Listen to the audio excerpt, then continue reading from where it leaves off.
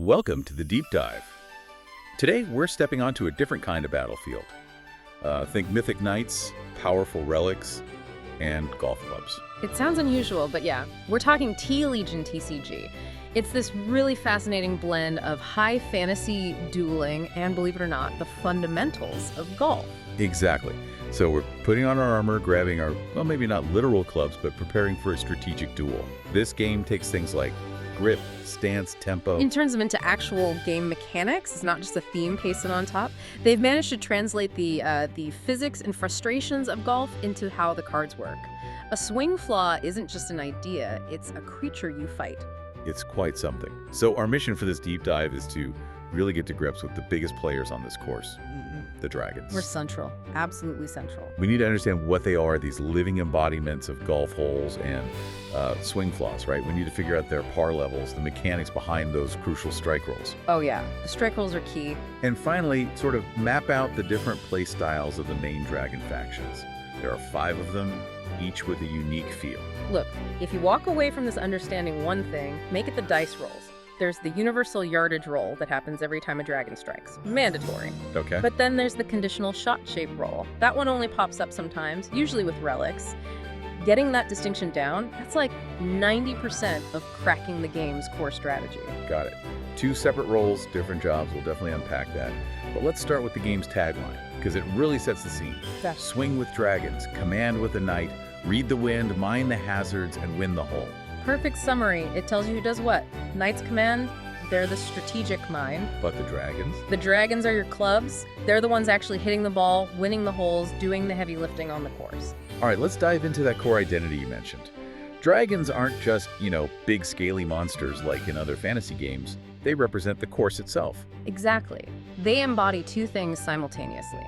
The physical hole you're trying to conquer, and the mental or physical swing faults that plague every golfer. Think hooks, slices, bad tempo. So when you defeat a dragon in the game, You're not just ticking down hit points, you are, quite literally, conquering the hole. It's a really clever narrative link. Defeating the dragon translates directly into scoring. You gain yardage, which converts to game points or GP.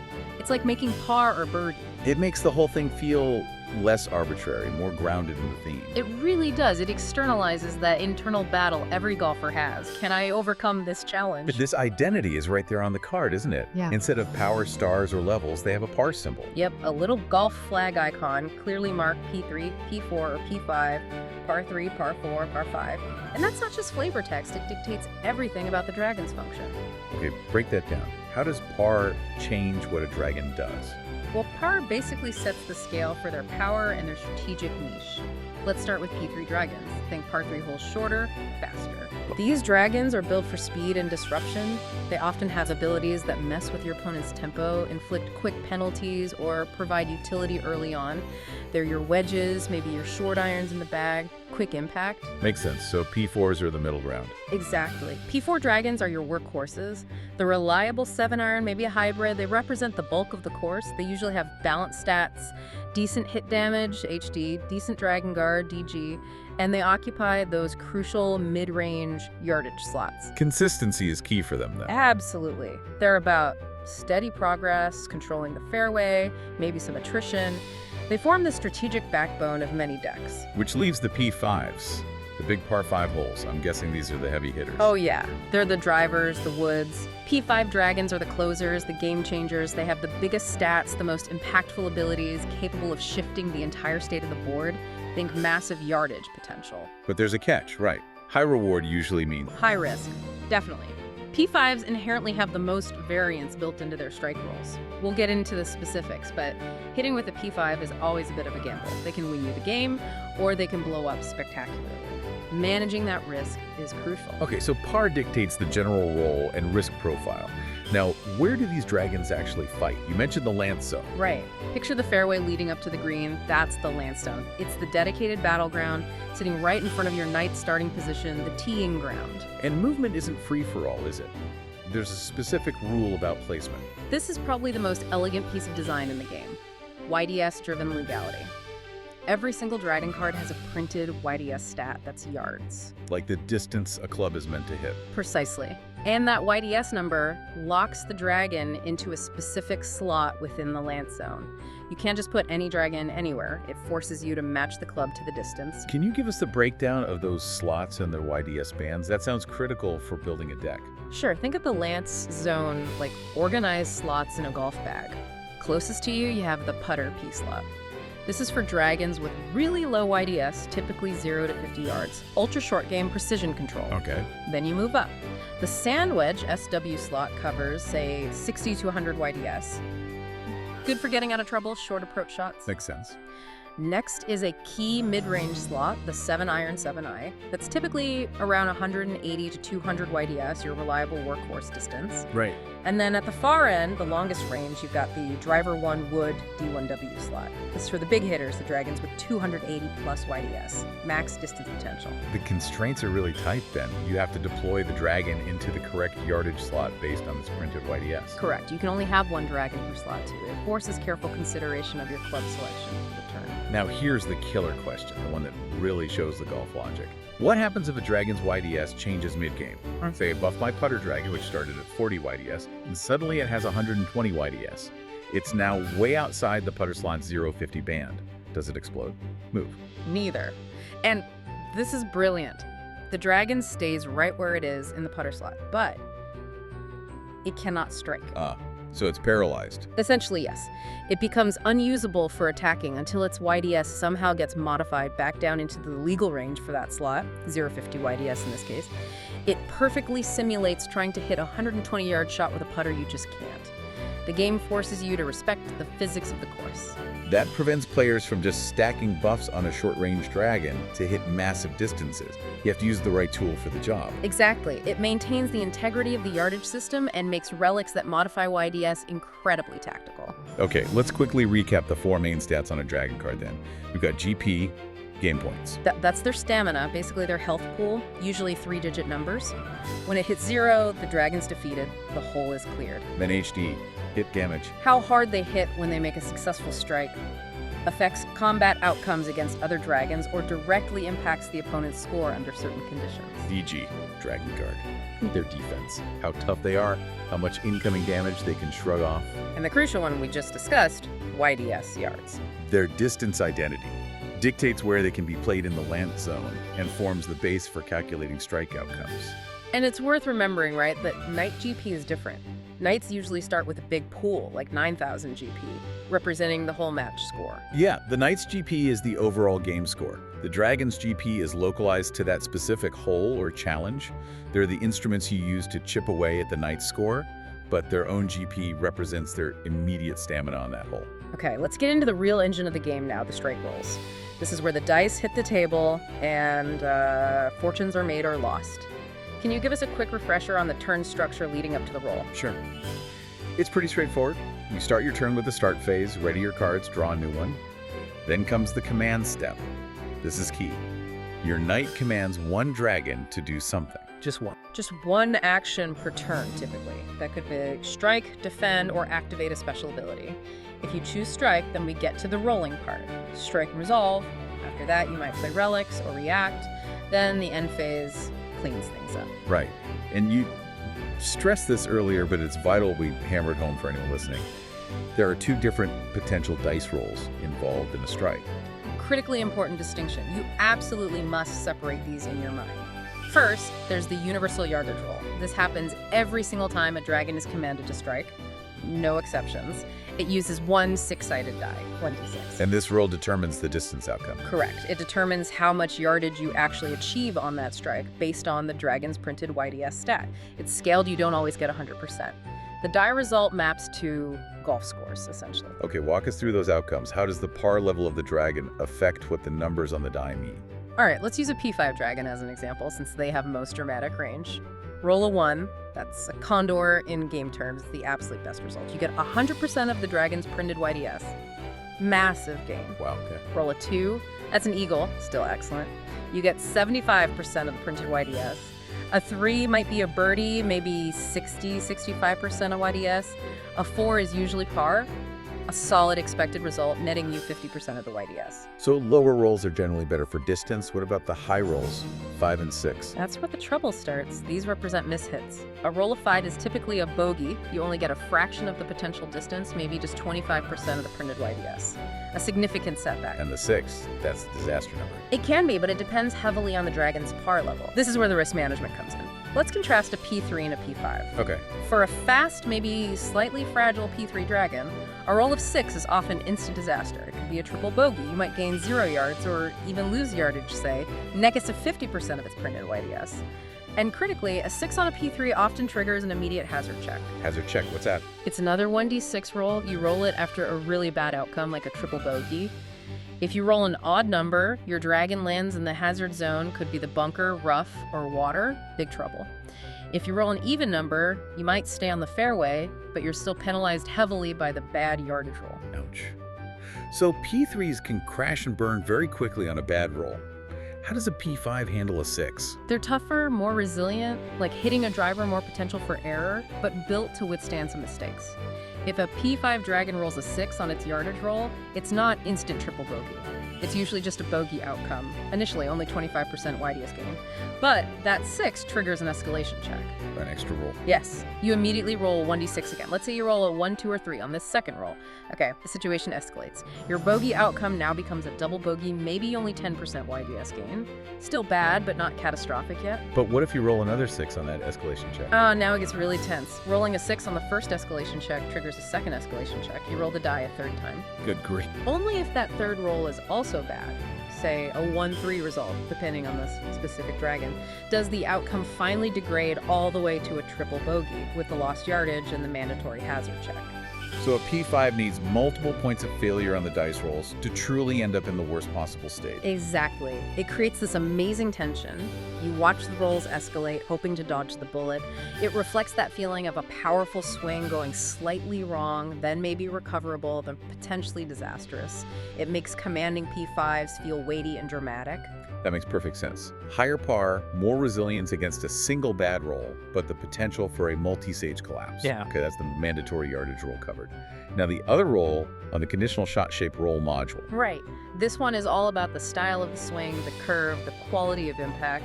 And it's conditional. It only happens if a relic card specifically instructs you to make a shot shape roll. So baseline strikes just use the yardage roll. Playing a relic might add this second layer. Precisely. Relics represent your equipment, your technique, maybe caddy advice. They let you influence the shot beyond just raw distance. This roll also uses 1d6. Let's go through the outcomes for this one. The 1 to 6 power curve, as the source material calls it. Okay, roll a 1 on the shot shape roll. That's straight, perfect execution. Usually comes with a bonus, maybe extra damage, extra guard, or some other positive effect specified by the relic. The ideal outcome. Nice. What about 2 and 3? These represent controlled shots. A2 is a raw slight, controlled curve, usually left for a right-handed golfer. In game terms, this often translates to a power boost, maybe plus 100 HD and a small plus 50 YDS bonus. Aggressive, but controlled. And a 3. A3 is a fade the opposite controlled curve, usually right. This focuses more on precision and safety. You might get plus 100 DG, defense, and that same plus 50 YDS bonus, favored by more defensive or control-oriented plays. These results 1, 2, 3 are generally what you're hoping for when you use a relic that triggers this roll. Okay, now for the bad ones. 4, 5, and 6. These are the swing flaws manifesting. Yeah. How do they link to hazards? Directly. A roll of 4 is a hook. A big, uncontrolled curve, usually left. The penalty reflects this. You might get a surprising YDS bonus, like plus 150 YDS because you swung too hard and pulled it. But you take a significant defensive penalty, maybe negative 100 DG, your stance was compromised. And crucially, this result often maps directly to the bunker hazard. You hit it long, but you're exposed and in the sand trap. I see the logic. Hit it hard, but poor position. What's a 5? A 5 is the dreaded slice. The big, weak curve, usually right.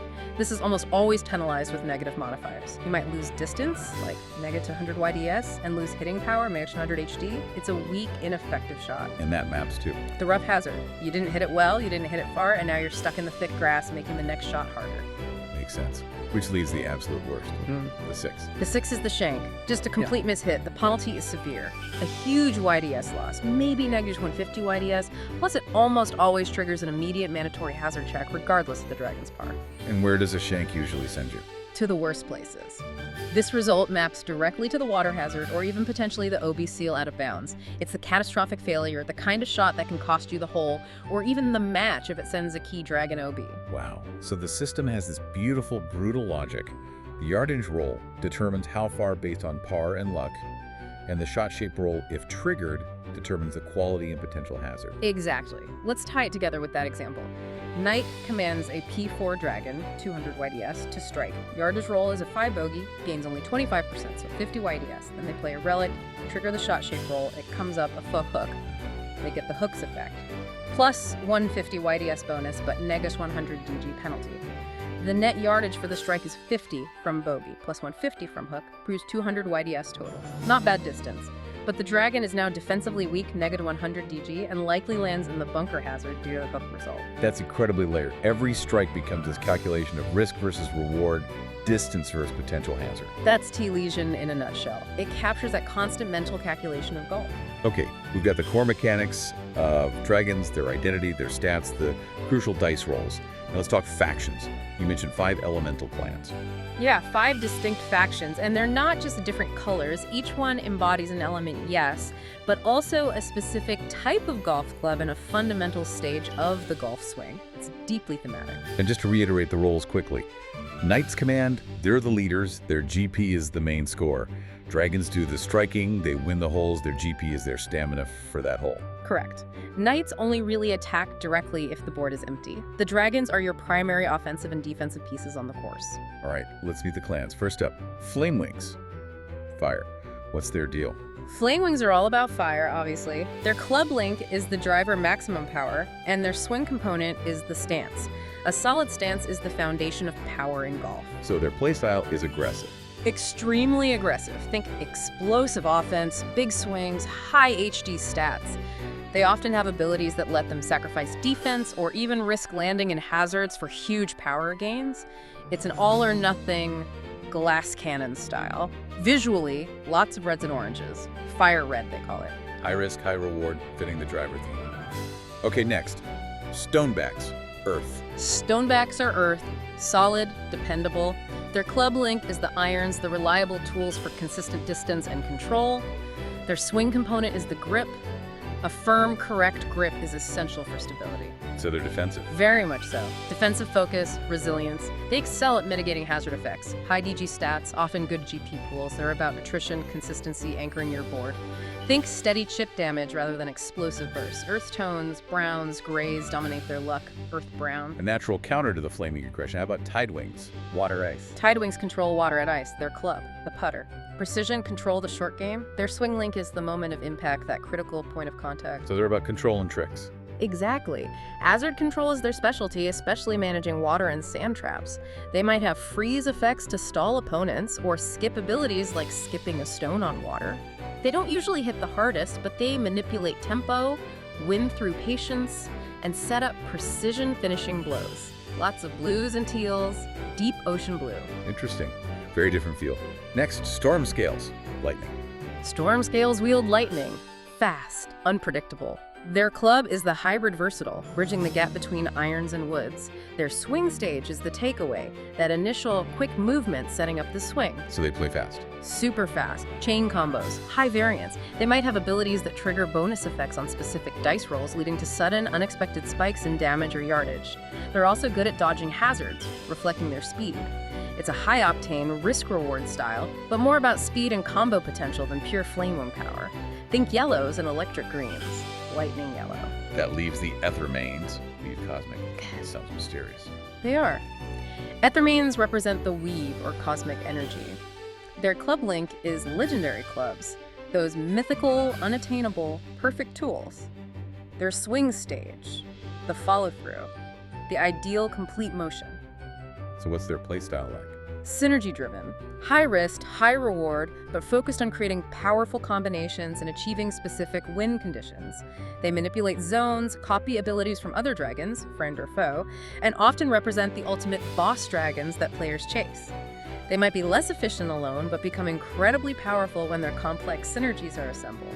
Purples and silvers define them. Arcane purple. So just to contrast them quickly, Flame Wings want to win fast with overwhelming offense, like bombing drives. Right, victory chasers. Stonebacks want to grind you down with defense and consistency, like steady iron play. Attrition inevitability, iron resolve. Tidewings control the pace and position, like masters of the short game and putting. Yardage tempo manipulators, precision. Storm Scales embrace the chaos, looking for explosive turns through speeding combos, like a risky hybrid shot. Risk-reward variance masters. And Ethermeans build towards game-ending synergies, the ultimate legendary play. Exactly. Game-ending synergy, the mystic element.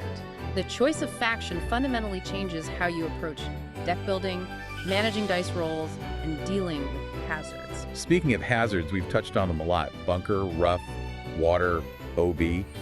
Since every strike carries that risk, especially with the shot-shape roll, we really need to understand the hazard zone. Absolutely. It's not just a discard pile, it's the punishment zone, the consequence engine. It prevents the game from becoming just trading blows back and forth linearly. Every swing has tension because of the hazard zone. Tactically, it sits below the lance zone on the play area, right? Yeah. A visual reminder of where things can go wrong. Correct. And it's divided into those subzones, each with escalating penalties. Understanding these is key to managing risk and planning recovery. Okay, let's detail the penalties again, starting with the mildest. Bunker. Right, sand trap.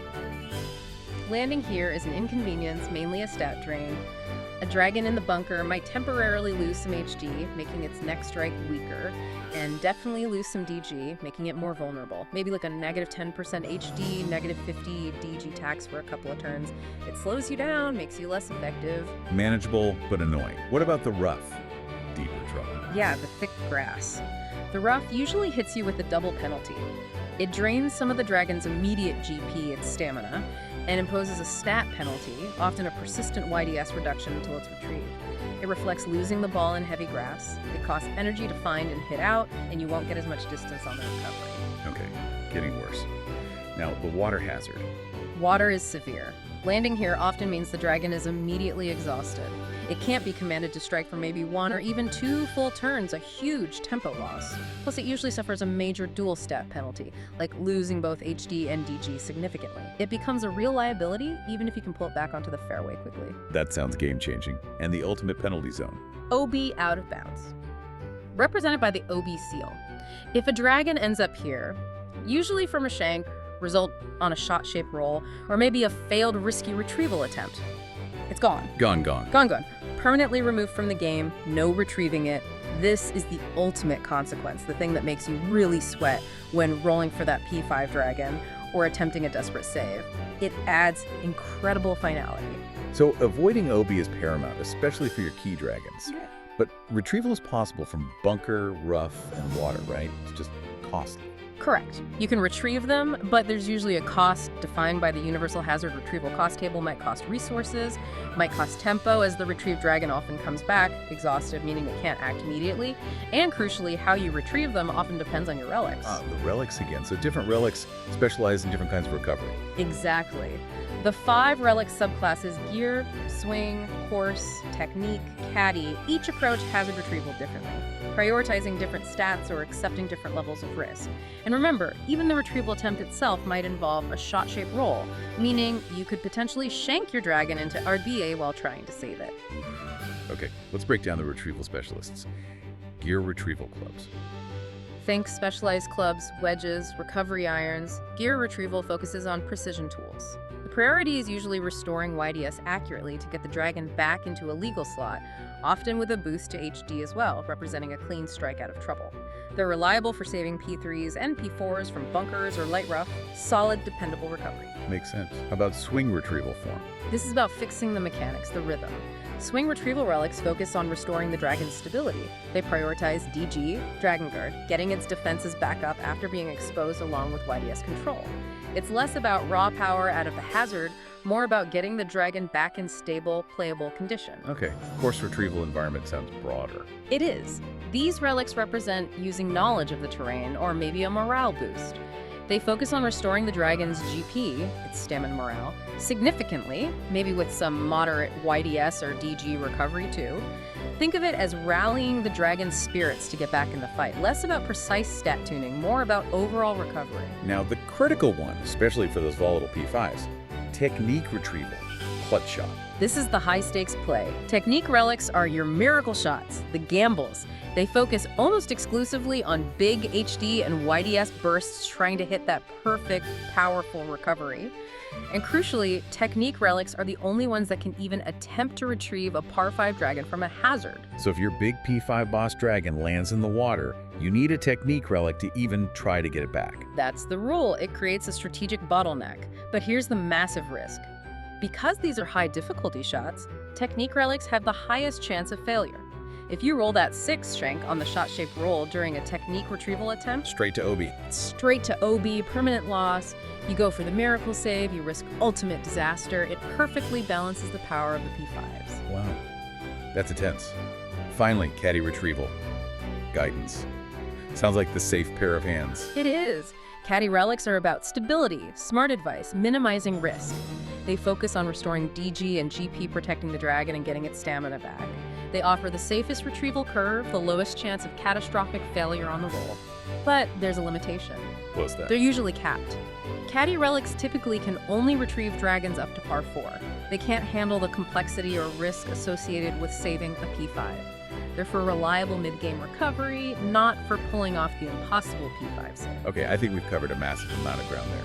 We've looked at the dragon's core identity living holes, swing flaws. We've dug into the par levels, the YDS lock, and the land zone. And the absolute core, that 2-tiered dice system, the mandatory universal yardage roll setting the base distance, and that conditional shot shape roll driven by relics, determining the quality, the curve, and the potential trip into the hazard zone. We explored the 5 factions, how they link to clubs and swing stages, giving them unique mechanical identities. Flamewing aggression, stoneback defense. Tidewing control, storm scale speed, Aethermane synergy, it all ties back to those golf fundamentals. And finally, the hazards themselves, the escalating penalties, and how the different relic types specialize in retrieval, especially that high-stakes technique relic needed for the mighty P5s. Yeah, the big takeaway, I think, for anyone listening is just how tightly integrated it all is. It's not just fantasy dragons plus golf rules. The golf rules are the fantasy rules. Choosing your dragon is choosing your club for the distance. Making a mistake on a roll is hitting a hook or slice with direct proportional consequences in the hazards. It's remarkably cohesive. It really forces you into that golfer's mindset of risk management on every single shot, or in this case, every single strike command. Absolutely. It's a duel fought with strategy, timing, and a healthy dose of managing luck, just like a real round of golf. So let's leave everyone with a final thought to chew on, something that brings all these threads together. We've established that the most powerful pieces, the P5 dragons, are inherently the most volatile with their dice rolls. And critically, saving them from hazards requires using those technique relics, the ones that carry that terrifying risk of sending the dragon straight to out of bounds on a Shank result. Which leads to the big strategic question. Does the path to victory in T-Legion really lie in embracing that risk? Do you have to go all in on P5 aggression, constantly gambling with technique relics to keep your biggest threats on the board, hoping to overpower your opponent before disaster strikes? Or can you win through meticulous control and resilience? Can a strategy built around stoneback defense, consistent P4 play, minimizing errors, and using safer caddy retrievals actually win the long game? Can pure attrition and avoiding the catastrophic OB outcome triumph over high-risk, high-reward aggression? Risk versus control. The eternal duel mirrored perfectly on the TCG battlefield. Something for you all to consider next time you tee up. That's all for this deep dive. Swing crew. And we'll see you next time on the Deep Dive.